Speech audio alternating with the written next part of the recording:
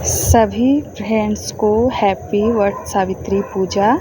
तो वट सावित्री पूजा के संबंधित आप लोगों को कुछ जानकारी देने जा रहे हैं मेरी प्यारी प्यारी बहनें।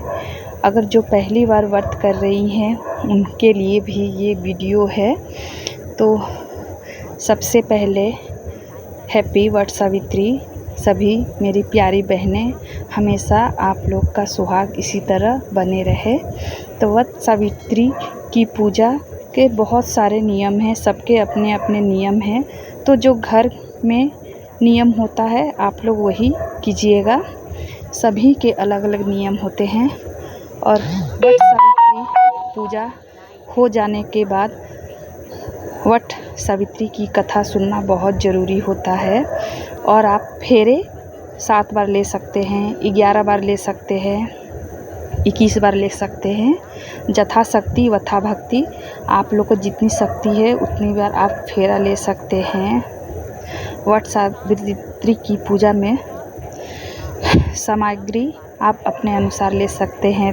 फल वगैरह बहुत कोई पुआ पकवान बनते हैं।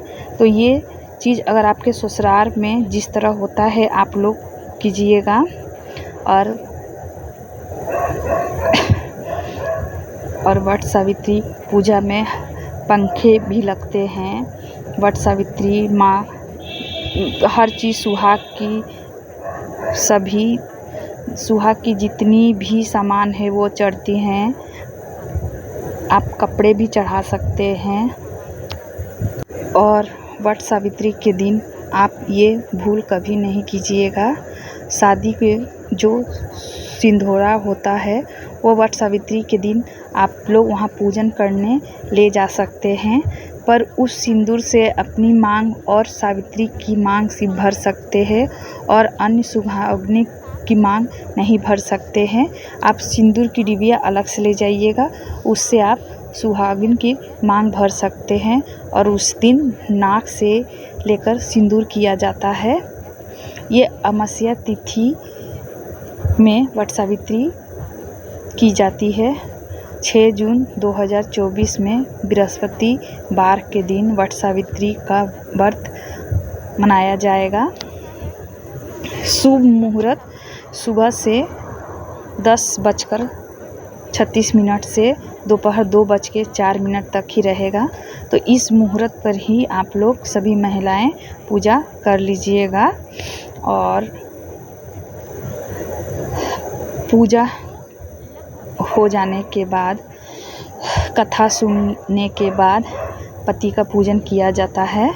तो पति को आरती किया जाएगा, टीका किया जाएगा और जितने फल वगैरह है प्रसाद के रूप में ग्रहण किया जाता है, आशीर्वाद लिया जाता है। और घर के जितने बड़े बुजुर्ग हैं उनसे आशीर्वाद लिया जाता है। पहली बार वट सावित्री व्रत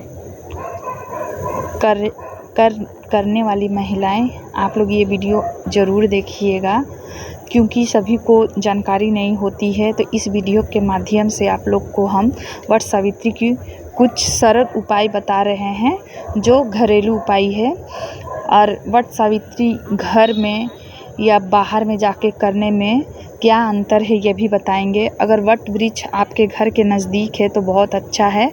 अगर वट वृक्ष आपके घर के पास नहीं है, दूर है, तो आप वट वृक्ष के डाली को लाकर घर में भी पूजा कर सकते हैं। तो घर में पूजा करने का नियम अलग है और बाहर में वट सावित्री की पूजा करने का नियम अलग है। बहुत सभी महिलाएं पूछती हैं कि घर में पूजा करने से कलश बैठाया जाता है या बाहर में पूजा करने से कलश। तो हाँ, घर में अगर वट सावित्री की पूजा कर रहे हैं तो उसमें कलश की स्थापना की जाती है। और बाहर में वट वृक्ष के पास अगर पूजा करेंगे तो उसमें कलश की स्थापना करने की आवश्यकता नहीं होती है। तो इस बात का ज़रूर ध्यान दीजिएगा कि घर में वट सावित्री करने से आपको कलश की स्थापना की जाएगी। विधि पूर्ण जिस तरह आप लोग को पूजा किया जाता है आप लोग कर सकते हैं। और वट वृक्ष में भी सारे फल, सुहागन की निशानी, जो सामर्थ्य है सुहाग की निशानी में सिंदूर, बिंदी, मेहंदी, 16 श्रृंगार, जो जितना सामर्थ्य है आप लोग चढ़ा सकते हैं। और वट वृक्ष की फेरा लेते समय आप अंकुरित चने आपको जितने बार फेरा लेना है, 21 बार लेना है, 11 बार लेना है, उतने हिसाब से आप चने ले लीजिएगा और हर फेरे कंप्लीट होगा एक चना अर्पित कर लीजिएगा। जब फेरा ये होगा तब तक एक चना को अर्पित कर लीजिएगा। तो इस तरह फेरे लेते वक्त इस बात का आप ज़रूर ध्यान दीजिएगा कि हाथ में अंकुरित चना लेकर फेरे लगाया जाता है, या फल वगैरह या फ्रूट्स वगैरह भी लेकर, या आप सुहाग की निशानी भी लेकर आप फेरे लगा सकते हैं। और वो सुहाग की निशानी आप ब्राह्मण को दे सकते हैं या जो सुहागिन महिलाएं हैं उनको दे सकते हैं। तो ये छोटी सी जानकारी आपको दी है। अगर वीडियो अच्छा है तो लाइक कीजिएगा, कमेंट कीजिएगा, शेयर कीजिएगा और अपना प्यार बनाए रखिएगा। वट सावित्री व्रत कथा सुनने से मिलेंगे आपको अखंड सौभाग्यवती का वरदान।